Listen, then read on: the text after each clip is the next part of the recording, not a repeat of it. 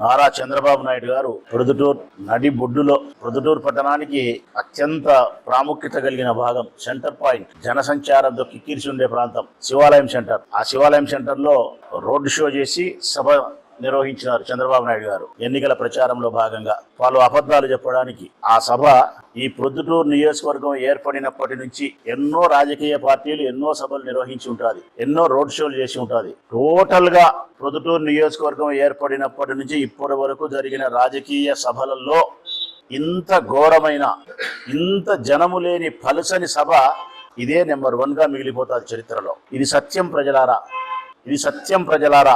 కనీసం అంటే పోలీస్ శాఖ చెప్పేది కానీ, పోలీస్ శాఖలో ఉండే ఇంటెలిజెన్స్ విభాగం కానీ, ప్రొద్దుటూరు పట్టణ ప్రజలు చెప్పినది కానీ, మేము సొంతం మనుషులను పెట్టి విచారించినది కానీ, వీడియోలలో చూసిన ప్రకారం కానీ, పత్రికలు రాసిన ప్రకారం కానీ, విషపత్రికలు తప్ప 4 నుంచి 5,000, 4 నుంచి 5,000, కరెక్ట్ గా 4,000 నుంచి 5,000 మధ్య మాత్రమే ఆయన సభలో పాల్గొనేది. అది కూడా 100కు 100% నిజం చెప్తానా, 200 రూపాయలు 300 రూపాయలు డబ్బులు ఇచ్చి పిలిపించుకున్నారు. ప్రతి చోటకి గోపల్లెకు బస్సులు పంపినారు, కుమ్మరపల్లెకు పంపినారు, వెల్లాలకు పంపినారు, టంగుటూరు పంపినారు, కొరపాడు పంపినారు. అన్ని చోట్లకు టోటల్ గా వాళ్ళు పెట్టే బస్సులు 2 మండలాలు కలిపి 50. ప్రతి బస్సుకు ఎక్కినేది 20 మంది 30 మంది, కొన్ని ఊర్లలో 40 మంది. కొరపాడు నుంచి 4 బస్సులు వచ్చినాయి రామచంద్రారెడ్డి, ఆడొక 150 మంది వచ్చింటారు. హైయెస్ట్ జన సమీకరణ కొరపాడు నుంచి 150 మంది.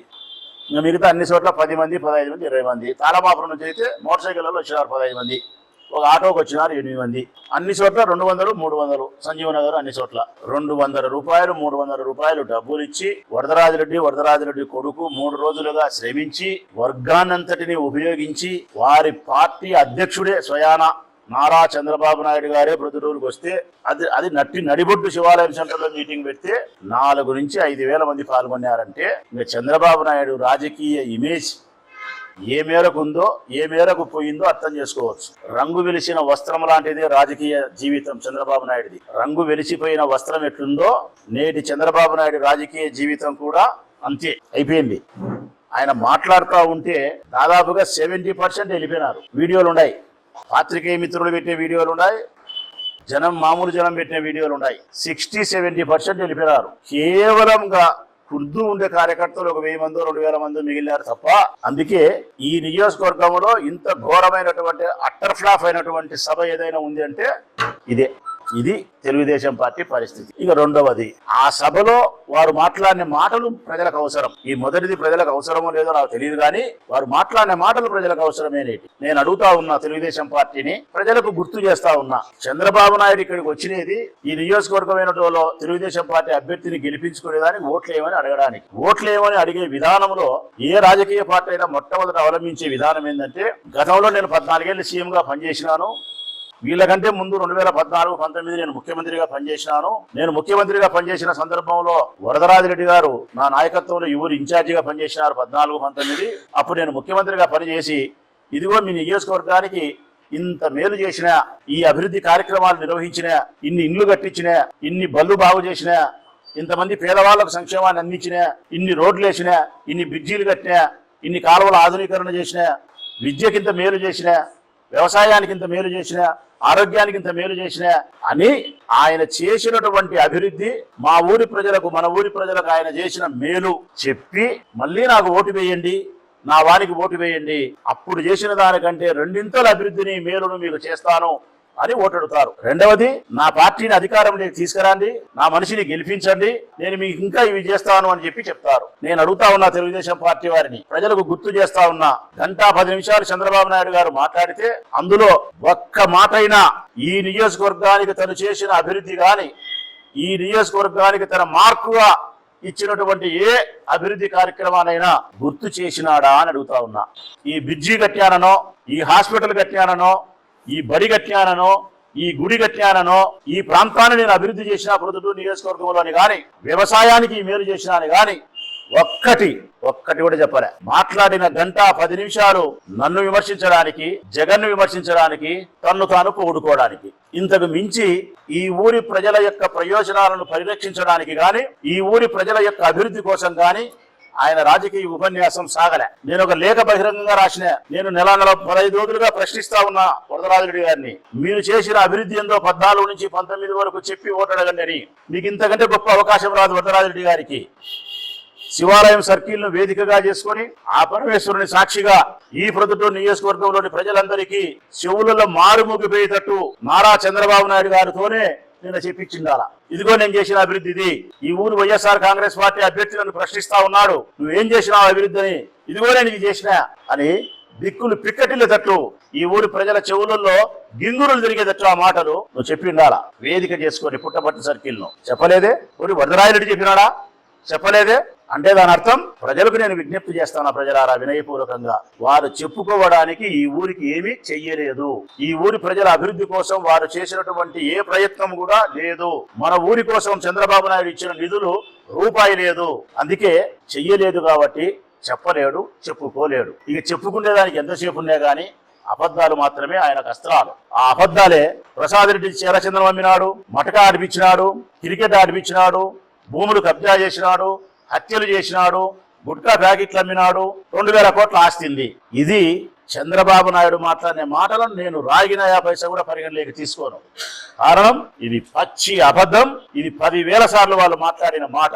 సత్యమేందో ప్రజలైన మీకే తెలుసు. అయినా అభ్యర్థిగా ఒక మాట మాత్రం ధైర్యంగా చెప్పగలుగుతా, మీ బిడ్డ రాచమల్లు చంద్రబాబు నాయుడు వరదరాజిరెడ్డి చేసిన విమర్శల్లో ఏ ఒక్క విమర్శ అయినా నిజమైతే నేను ఎర్రచందనం గాని, మట్కా గాని, క్రికెట్ గాని, గుట్కా గాని, హత్యలు గాని, భూములు కబ్జా గాని, సెటిల్మెంట్లు గాని, ఏ అసాంఘికమైన కార్యకలాపాలు, ఏ అనైతికమైన కార్యకలాపాలు చేసి ధనాన్ని నేను ఆర్జించి ఉంటే అది నిజమని మీరు నమ్మితే నాకు ఓటు వేయొద్దు. నాకు మీరు ఓటు వేయొద్దు. చంద్రబాబు నాయుడు చేసిన విమర్శ అబద్ధం అని చెప్పి మీరు విశ్వసిస్తే, అబద్ధం అని చెప్పి మీరు రూఢిగా నమ్మగలిగితే మాత్రమే మీ బిడ్డకు ఓటు వేయండి, ఆశీర్వదించండి. అభిమానంతో మరొక మారు నన్ను గెలిపించమని చెప్పి విజ్ఞప్తి చేస్తా ఉన్నా నేను. ఇంకా వరదరాజిరెడ్డి గారు మాట్లాడినారు, వరద కాలువ మీరు ఇచ్చినారు సార్, పెన్నా వరద కాలువ, పెన్నా కుందు వరద కాలువ మీరు శాంక్షన్ చేసినారు. జగన్మోహన్ రెడ్డి గారి ప్రభుత్వంలో అనుమతులు ఇవ్వలేదు, ఆపినారు, వాళ్ళ అభివృద్ధి నిరోధకులు అని చెప్పినాడు. నేను అడుగుతా ఉన్నా వరదరాజిరెడ్డిని, కొండారెడ్డిని అడుగుతా ఉన్నా, 85 సంవత్సరాల వయసు రావడం వల్ల జరిగే పొరపాటు ఏందో రోజు చెప్తాను నేను. ఎందుకు వాళ్ళు పోటీ చేయడానికి అర్హులు కాదు అంటే ఇది ఇందుకే.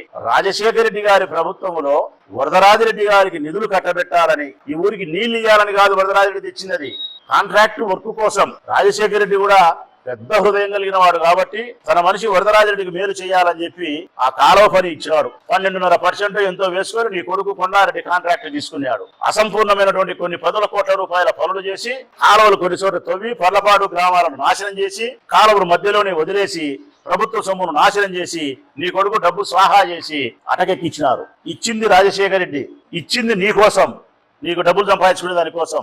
ఆగిపోవడానికి కారణం నీ అసమర్థత, ఆగిపోవడానికి కారణం రైతుల గొంతును కోయడం, ఆగిపోవడానికి కారణం ఆ తీసుకొచ్చిన ప్రాజెక్టే సక్రమైంది కాకపోవడం. కానీ నీళ్లను ప్రజలకు ఇవ్వాలనే సంకల్పంతో అమృత్ పథకాన్ని మేము పూర్తి చేసినాం కాబట్టి ప్రొద్దుటూరు పట్టణ ప్రజల యొక్క దాహార్తిని మేము తీర్చగలిగినాం. ఏ ఫండ్స్ అయితే, ఏ కార్యక్రమాలు అయితే రాజశేఖర రెడ్డి ఇచ్చినాడో దాన్ని చంద్రబాబు నాయుడు ఇచ్చినాడని చెప్తాడు. చెడగొట్టింది మేమని చెప్తాడు. ఇదే వరదరాజిరెడ్డి వీడియోలలో ఉన్నాయి. ఇప్పుడు కూడా సీఎం రమేష్ నాయుడు దాన్ని చెడగొట్టినాడని, కోర్టులో వేసినాడని, పెద్ద పెద్ద లాయర్లను పెట్టి కోర్టులో వేసి ఆపినాడని, వరద కాలువను ప్రొద్దుటూరుకు రాకుండా ఆపింది సీఎం రమేష్ నాయుడు అని భయంకరంగా విమర్శించినాడు. దొంగ ముండా కొడక అని కూడా అన్నాడు రమేష్ నాయుడును. కదం తొక్కుతాం, ఇట్లా తప్పట్లు కొట్టి కదం దొక్కుతాం, ఎట్లా నువ్వు ఫోటోదుత్తులో సంసారం చేస్తావో చూస్తా, 5 లక్షల మంది ప్రజలకు నీళ్లు రాకుండా నువ్వు అడ్డుకున్నావు, నీ పెత్తనమేంది మా ఊర్లో అని సీఎం రమేష్ నాయుడు బండ బూతులు తిట్టి మాట్లాడిన నీవు ఇప్పుడు మళ్ళా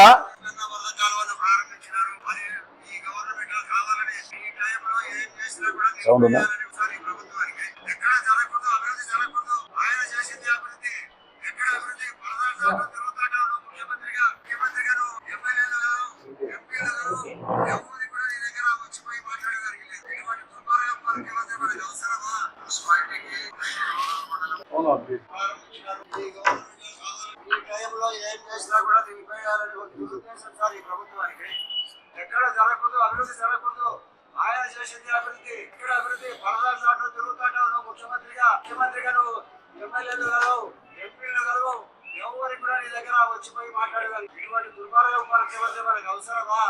మున్సిపాలిటీకి చౌపాడు మండలము, ఎర్రగొట్ల మండలము, కమలాపురం మండలము వ్యవహారాన్ని నిర్మించడానికి రాష్ట్ర ప్రభుత్వం చేసిన గౌరవ ముఖ్యమంత్రి చంద్రబాబు నాయుడు గారు చేసిన వరంగల్ నది నుంచి ఒక టీఎంసీ నీటిని తుందూరు కర్ణాలకి తీసుకొచ్చి దానికి సౌకర్యం చేసిన ఆ తుందూరు కన్నా వరదకాలంలో చేసిన ముఖ్యమంత్రి గారు కాబట్టి తుందూరు అయిన తర్వాత టెండర్లు పిలవడం జరిగింది. టెండర్లలో 12.5% విజయవాడ స్థాయిలో టెండర్లు వేస్తాం. ఆ పని లోకల్గా మన ప్రభుత్వానికి సంబంధించిన తీసుకుని ఆ పని చేస్తా ఉంటే ల్యాండ్ ఎక్విజిషన్ చేయాలా, రైతుల దగ్గర చేయాలా, ల్యాండ్ ఎక్విజిషన్ కూడియొద్దని సీఎం రమేష్ గారు రెచ్చగొడతారు. సీఎం రమేష్ గారు ఎక్కువ రేట్ అడగండి, డబ్బుల్లో రైతులను ప్రోత్సహిస్తాడు. డైరెక్ట్ గా పదవులతో మాట్లాడి మీరు ఎక్కువ డబ్బులు అడగండి, కాంట్రాక్టర్ ఇస్తాడే నీకేమని చెప్తాడు, మీకు ఎంతో చెప్తాడు, అలైన్మెంట్ మార్చినారని చెప్తారు, పాత అలైన్మెంట్ ఇవ్వమంటాడు, కొత్త అలైన్మెంట్ ఇవ్వమంటాడు.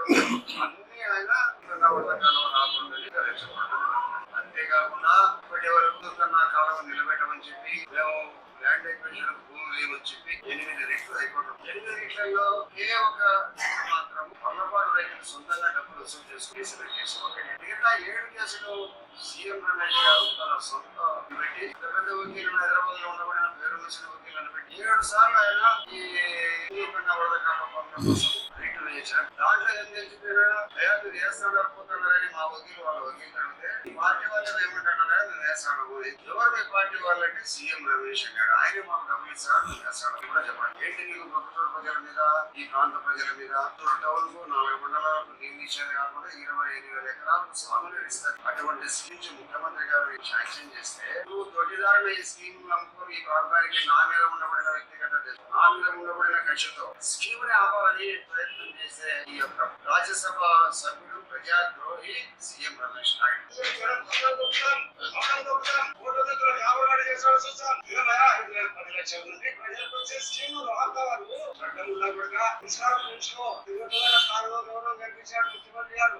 ఇది ప్రజలారా, ఇది ప్రత్యక్షంగా మీరే విన్నారు. రాజశేఖర రెడ్డి గారు ఆ స్కీమ్ నిధులు విడుదల చేసినారని చెప్పి ఆనాడు చెప్పినాడు, ఈనాడు చంద్రబాబు నాయుడు నిధులు విడుదల చేసినాడని చెప్పి చెప్తున్నాడు. ఆనాడు సీఎం రమేష్ నాయుడు చెడగొట్టినాడు, దొంగ ముండా కొడుకు, వాడు ఫోటో దుద్దులు ఎట్ట సంసారం చేస్తాడో చూసా కథం దొక్కుతామని చెప్పి మాట్లాడినాడు. కోర్టులో పిటిషన్ ఇచ్చినాడు, సొంత డబ్బులు పెట్టి, సొంత లాయర్లు పెట్టి అని ఆ రోజు మాట్లాడినాడు. ఈ రోజు ఏం మాట్లాడుతున్నాడు, జగన్మోహన్ రెడ్డి ప్రభుత్వం ఆపిందని చెప్తున్నాడు. ఇందుకే నేను మీ అందరికీ విజ్ఞప్తి చేస్తాను, వరదరాజిరెడ్డి వయస్సు పెరిగి బుద్ధి మందగిచ్చి మనసు పాడైపోయి పదవి వ్యామోహంతో నోటికొచ్చిన అబద్ధం కూతలన్నీ కూర్చున్నాడు. ఆయన దృష్టికి వేరేది ఏది కనపల్లే. నైతికత, నీతి, ధర్మము, విలువలు, అబద్ధము, సత్యము ఏంటి లేవు. ఆయన కళ్ళ కనపచ్చేది ఒక్కటే, ఎమ్మెల్యే పదవి పెత్తనం చేయాల. దీనికోసం పచ్చి అబద్ధాలు మాట్లాడుతున్నాడు అనేది సాక్ష్యాలతో ఆధారాలతో ఇట్లా 100 సార్లు రుజువు చేయగలుగుతా. ఇదే పెద్ద మనిషే మాట్లాడినాడు, ఇదే వీడియోలో మళ్ళీ అది కూడా చూపించా. ప్రజలు దొంగ ముండా కొడుకులు, డెకాయిట్ నా కొడుకులు, ప్రజలు ఎవరు లెక్క ఎక్కువ ఇచ్చే వాళ్ళకి ఇచ్చారు, ఈ నా కొడుకులకు నీతి లేదు ఏమీ లేదని చెప్పి ప్రజలను దారుణంగా విమర్శించినాడు. అది కూడా కావాల్సింటే చూపించా. ఇట్లా ఎన్ని రకాలు చేసినాడు ఆయన. నేను అందుకే ప్రజలను విజ్ఞప్తి చేసేది ఒకటే, అభివృద్ధి నిరోధకునికి ఓటు వేయొద్దు, గడియకు మాట మార్చేవానికి, అబద్ధాలు చెప్పేవానికి ఓటు వేయొద్దు, మీకు అందుబాటులో లేకుండా ఉండేవానికి ఓటు వేయొద్దు, మీకు అందుబాటులో ఉండే నాయకుడిని, మీ కష్ట సుఖాల్లో బాధ్యులయ్యే నాయకుడిని, ఈ ఊరి ప్రజల యొక్క బాగోగులు గమనించి అభివృద్ధి చేసే జెండాకు ఓటు వేయమని విజ్ఞప్తి చేస్తా ఉన్నా. ఈ సందర్భంగా నేను ప్రొద్దుటూరు నియోజకవర్గ ప్రజలందరికీ గట్టిగా విజ్ఞప్తి చేసేది ఒకటే, అభివృద్ధిని ఆకాంక్షించే ప్రతి ఓటరు వైఎస్ఆర్ కాంగ్రెస్ పార్టీ జెండాకు ఓటు వేయమని కోరుతా ఉన్నా. ప్రొద్దుటూరు అభివృద్ధిని ఎవరైతే ఆకాంక్షిస్తున్నారో వాళ్ళు నా అభ్యర్థిత్వాన్ని బలపరచండి. ప్రొద్దుటూరు అభివృద్ధి కావాలా, నాగరికతంగా ముందుకు పోవాలని ఆకాంక్షించే ప్రతి ఓటరు నా అభ్యర్థిత్వాన్ని బలపరచండి, గెలిపించండి. మీ బాధ్యతను నేను స్వీకరిస్తా, మీ కోరికను నేను నెరవేర్చగలుగుతా. ప్రొద్దుటూరు నియోజకవర్గాన్ని అభివృద్ధి చేయాలా, ఒక పెద్ద పట్టణంగా తీర్చిదిద్దాలన్న మీ సంకల్పాన్ని నేను పూర్తి చేస్తా. ప్రజలారా, అభివృద్ధి నిరోధకుని వ్యతిరేకించండి, అభివృద్ధి సాధకుని స్వాగతించండి. ఆ అభివృద్ధి సాధకుడైనటువంటి మీ బిడ్డ రాచమల్లును మరొక మారు గెలిపించమని హృదయపూర్వకంగా విజ్ఞప్తి చేస్తూ సెలవు.